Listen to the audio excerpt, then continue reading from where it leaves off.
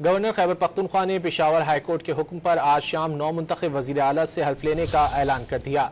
इस सिलसिले में चीफ सेक्रेटरी ने दावतनामे जारी कर दिए। बिलावल भुट्टो की हिदायत पर फैसल कुंडी सिंध हुकूमत के जहाज में पेशावर पहुंचे। उधर PTI की आला क़यादत ने सूबाई काबीना पर मुशावरत मुकम्मल कर ली। बानी PTI ने मुज़म्मिल असलम को मुशीर खजाना रखने की हिदायत की।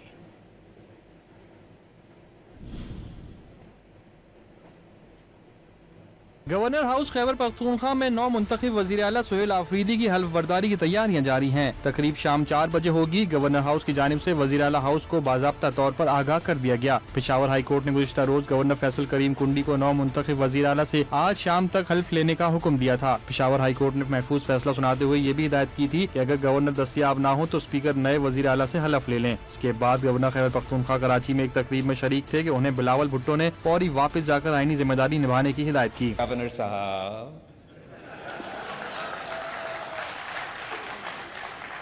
आपको मेरे ख्याल में पख्तूनख्वा पहुंचना चाहिए। मैं चीफ मिनिस्टर सिंध साहब से रिक्वेस्ट करता हूं कि आप अपना जहाज गवर्नर साहब को दे दें